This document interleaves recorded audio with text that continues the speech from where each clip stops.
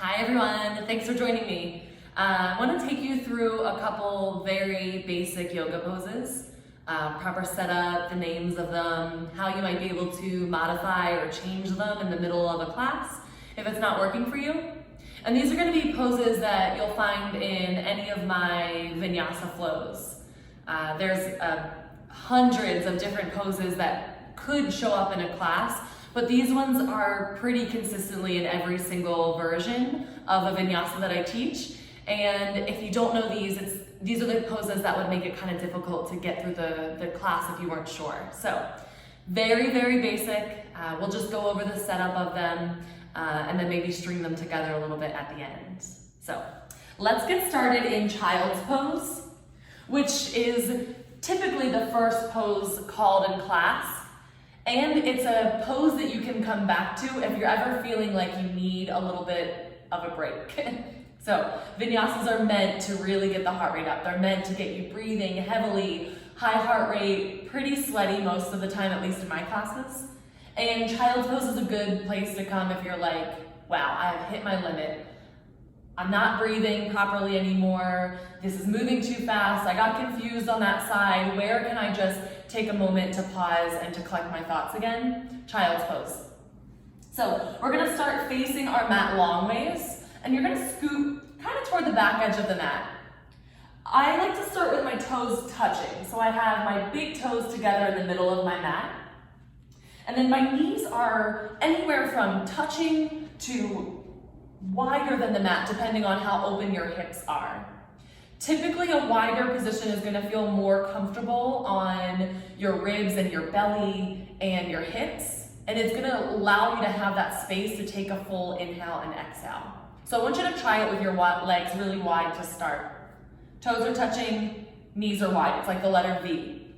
You're going to bring your chest down right in between your thighs and reach your hands out to the top of your mat. Now, what I see a lot is people uncomfortable with being in this position that need to look around the room like this. And so they never really get into the full pose. I want you to bring the center of your forehead down to the mat. Reach your fingertips up to the top of the mat another inch or two. Stretch your arms out as long as they can go. And then try to close off this space right here between your hips and your heels. So you're creasing the knees and the hips as much as you can and stretching your arms out in the opposite direction.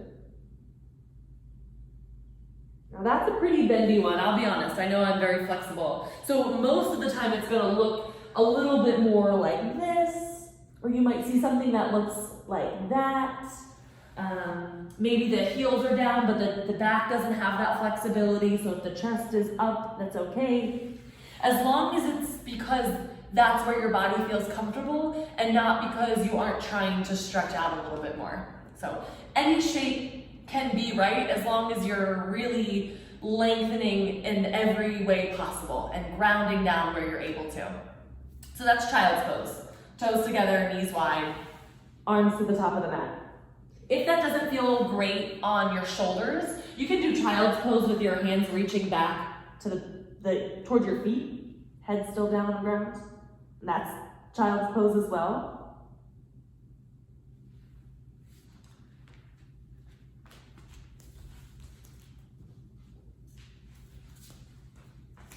And then one last variation of child's pose that I like to offer is with a block underneath your forehead.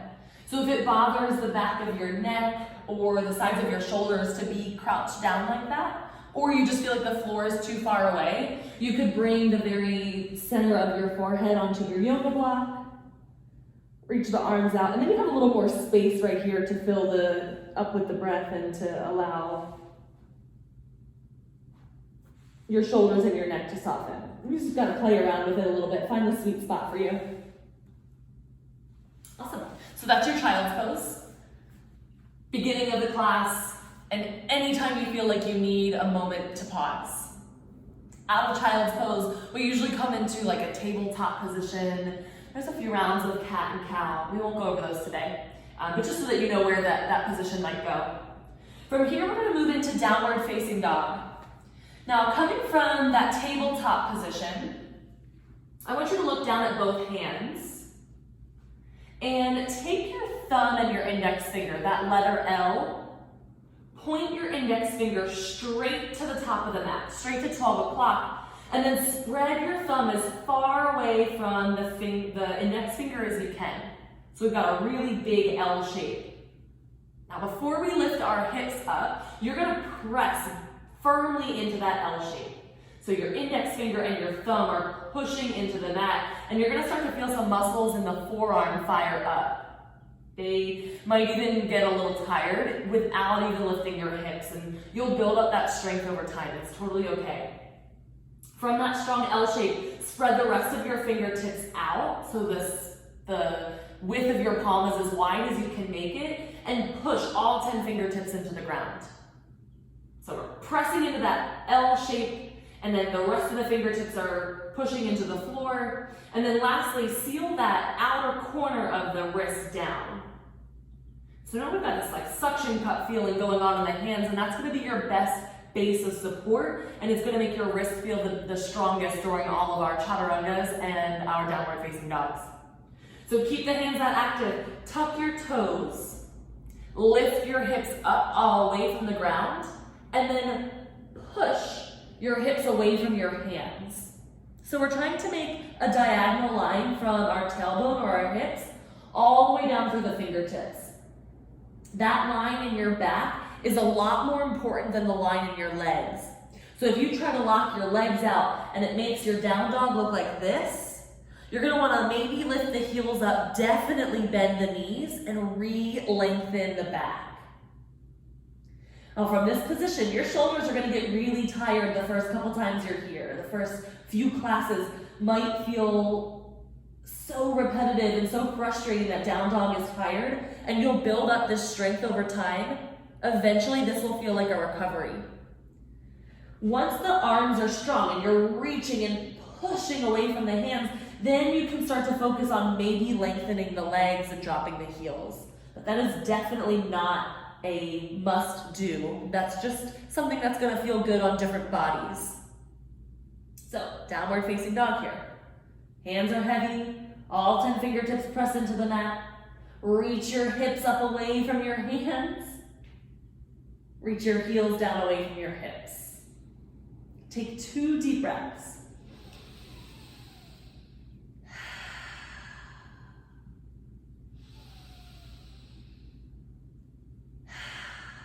And then tap your knees to the ground. Come into child's pose. And here you are, back in that resting position anytime you need it.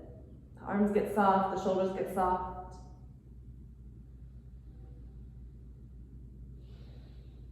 Lift yourself back up to tabletop. Shoulders over wrists, hips over knees. Press your palms firm into the mat, pushing into the thumb and the index finger, sealing the whole hand down. Tuck your toes, press your hips up and back, downward facing dog. One last little point in downward dog is to look back at your heels. And I want you to slide the heels away from one another until you can't see the edge of the heel. And so the long pinky toe side of the foot is parallel with each edge of the mat. And that stretch might feel a little more intense in the back of the legs, and you'll get used to it. That stretch will start to ease over time. All right, moving on from downward facing dog, typically we'll come into a 3-legged dog. Now you might need to walk the feet a little closer together to feel steady on this, but the only thing that changes in 3-legged dog, sometimes called 3-point, is just lifting up one leg. So now you have 3 points of contact on the floor and one leg in the air. Now you'll see some bent knees or some open hips, but for the most part, we want to reach the right leg back and keep that right hip rolling down toward the floor. This would be your in-breath. Take an inhale for 3-legged dog. Shift forward, bend your right knee into your nose. Shoulders stack over top of your wrist, almost like a plank position, but when this knee pulls in, we call it cheetah. From here, a lot of times you'll press back and forth between the two. 3-legged dog on your breath in. Shift forward, cheetah, knee to nose on your breath out. They've got to look different. Push away from your hands, lift your butt, stretch your right leg up. Shift forward, shoulders over wrists, right knee to your nose, cheetah. One more time, three-legged dog, take a breath in. Cheetah, knee to nose, take a breath out. Step your right foot between your hands, runner's lunge. There's a lot of different poses with the word lunge in them. The way that I try to organize them in my class at least is I always cue runner's lunge with your fingertips on the ground and that back knee lifted. Low lunge drops down a level and that back knee taps to the ground. And then high lunge lifts up a level and your arms reach up overhead. So, runner's lunge, down a level is low lunge, up a level, high lunge. Great. Plant your hands. Step back to high plank. Tap your knees to the ground for a kneeling plank. You're just gonna take a little bend in your elbows for a modified chaturanga. Now, I'm gonna turn to face the camera for a moment. I just want you to sit and watch this first part, because it looks a lot like a push-up, but rather than having the elbows go wide, right to left, you're gonna wrap your triceps back toward your feet and slide your elbows right along your ribs. And that is different than a regular push-up. The other tricky thing about this, or the thing that I see people take a long time to learn, is that your chaturanga doesn't have to go all the way down to the ground. And it's actually gonna be better for transitioning into arm balances and some of our more advanced postures if you learn to stop at just halfway. So from the kneeling position, it would look like this. Chest reaching forward, my feet are down on the ground. I'm gonna squeeze my arms into my sides, point the elbows straight back. Once my shoulder gets in line with my elbow, I'm done. So I don't wanna go this low. I'm gonna keep the chest super high. From there, I can either press back up into high plank, or I can lift my chest up for upward facing dog. We'll get to up dog in a moment. We're gonna try that chaturanga position from your high plank now. So, palms on the ground, press into the L shape with both hands. Step your feet back into your high plank. This next part is what really made the chaturanga click for me, and it's a big shift forward. It's not the only way to do it, and you'll read some articles that tell you people should take it out or people are shifting too far forward. For me, if I don't shift far forward enough, then I'm basically trying to hover back here behind my hands, which gives me zero power. I have no strength in that position. You're always gonna be the strongest when your joints are stacked on top of each other, just like they are when you're standing up. So that shift for me is, usually this is kind of a comfy position, shoulders behind the wrists. That brings me far enough forward where it fires up the abs, and as I lower down, my elbows stay stacked over top of my wrists. I hit that halfway position, and then untuck the toes, lift up for upward facing dog. Thighs are off the ground, pressing your chest away from the floor. Still some effort in the abs, even though it looks like I'm letting them go, they're hugging in. From here, you'll tuck your toes back under, lift your hips up toward the ceiling, push away from your hands for downward facing dog. Now, they usually go hand in hand, those three positions together.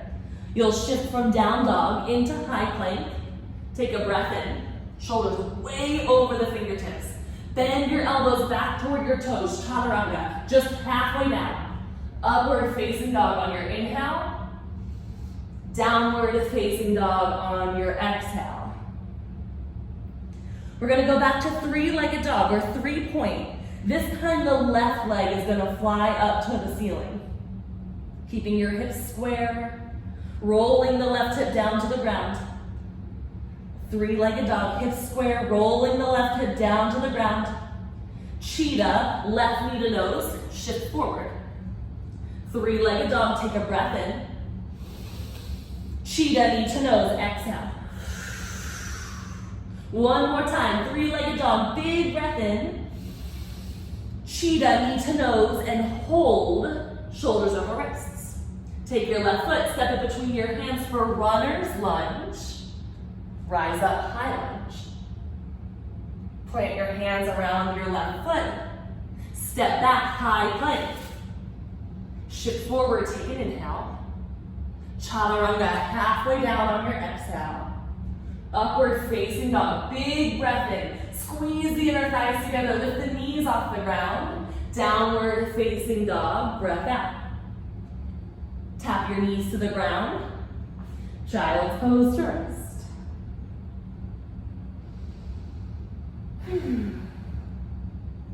We've got just 2 more poses to add on. Tuck your toes. Meet in downward facing dog. We're gonna add on 3 actually, sorry. I'm not sorry, you'll thank me. The right leg's gonna lift up to three-legged dog.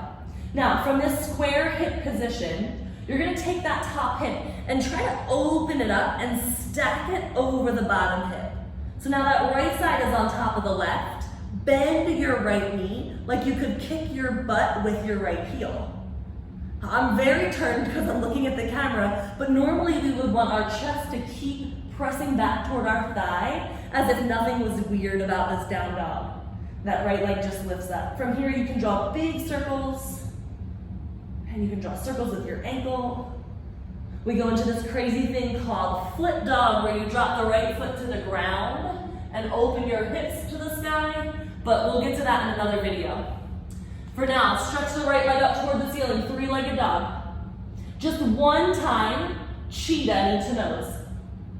Step your right foot between your hands, runner's lunge. Lift your arms up overhead for high lunge. So keeping that big bend in the front knee. Spin your left heel to the ground, drop the whole left foot down for warrior 2. Bend in the right knee, toes facing 12 o'clock. Flatten the left foot, pushing that left pinky toe down into the ground.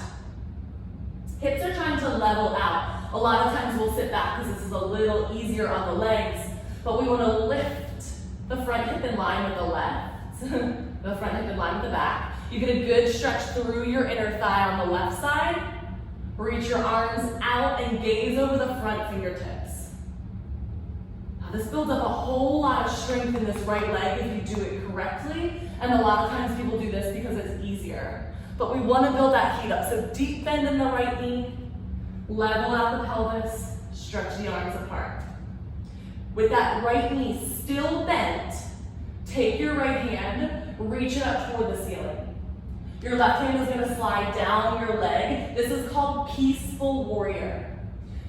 Careful not to push onto the outer edge of the knee. Find either the thigh or the calf, or you could take that left hand and wrap it around the back side of your low back.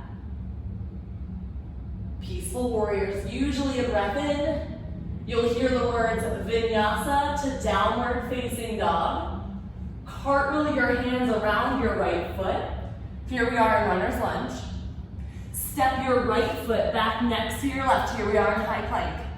Shift forward, breathe in. Chaturanga, breathe out. Upward facing dog. Tops of the feet, thighs are lifted. Downward facing dog. Now, really, the word vinyasa is just a fancy word for flow. It is not synonymous with chaturanga, up dog, down dog. We've developed that. You'll see the word vinyasa called, and those same chaturanga up dogs happen every time. The idea about it repeating is nice because your body gets familiar with it, and you can sync your breath and your movement enough to not need to think so hard. We want to focus on the muscles hugging in, but eventually we want our yoga practice to turn into a moving meditation where we're not so caught up in the details and having to listen so much, but we can just kind of let outside circumstances or outside influences drift away, And when you repeat something that much, it gives you that opportunity to not need to find those things on the outside. You can just kind of go in and listen to the breath. So it's nice to find something to repeat each time, but if those chaturangas get too tiring and you're coming out of peaceful warrior, you hear Vinyasa to down dog. You can cartwheel your hands down, press your feet back, and it's just as effective. So we're gonna try that one more time on the other side. Coming from downward facing dog. Lift your left leg to the sky for three-legged dog. Bend your left knee, stack your hips. So we've got the left hip lifting up on top of the right. Almost like you're trying to kick yourself in the butt with the left heel. And then turn your chest, press it back towards your right thigh like nothing funny is happening. Stretch the left leg out, three-legged dog, one time. Big inhale. Cheetah, knee to nose, exhale. Step your left foot forward, runner's lunge. Lift your arms up, high lunge. Spin your right heel to the ground. Keep the bend in the left knee for warrior two. Peaceful warrior. Left arm reaches up and back. Cartwheel your hands down to the ground. Vinyasa to downward facing dog. It's just a series of movements that you put together to get yourself to downward dog, matching your breath and your movement. One last round on each side. Right leg high to the sky. Right cheetah, right knee to your nose. Step your right foot forward, runner's lunge. Lift your arms up, high lunge. Spin your back heel to the ground, warrior two. Take a peek at those front toes. Make sure they're facing 12 o'clock, bend the right knee. Peaceful warrior, reach your right arm up and back. Take a breath in. Vinyasa to downward facing dog on your breath out.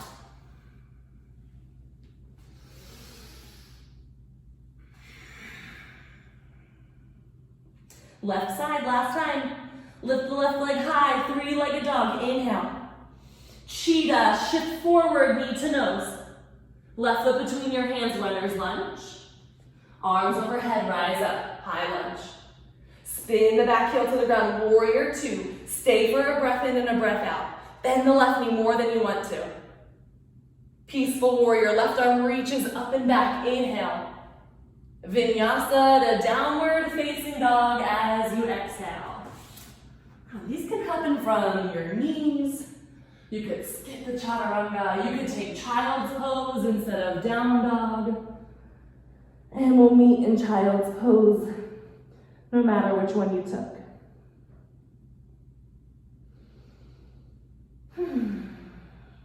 Walk your hands in toward your knees. Lift your shoulders over your hips.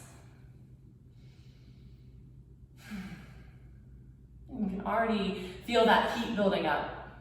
The more specific you can be with your body and the more control you can have over your movements, the more powerful your practice is gonna feel. You're gonna build the heat faster. You're gonna need the breath to happen more, which is gonna give you that meditative, almost like you get to drop out of everything else kind of state. That sounds super, super weird until you experience it for the first couple times, but that's the ultimate goal, is to be able to match the breath and the movement with such synchronicity that we don't really focus on anything outside of our yoga practice. So try those couple poses out. That was child's pose, downward facing dog, high plank, chaturanga, up dog, three-legged dog, runner's lunge, high lunge. We touched on low lunge, warrior two, and peaceful warrior. That's a bunch of poses. And they're gonna build up the bulk of your movements. Even if it's a different arm variation, it's gonna come back to those warrior legs or back to those lunge legs. Something like the strength in high plank or strength in chaturanga, you're gonna be good to go in your vinyasa classes in no time. Let me know if you have any other questions. I'm gonna make another video on some of the more advanced postures as well.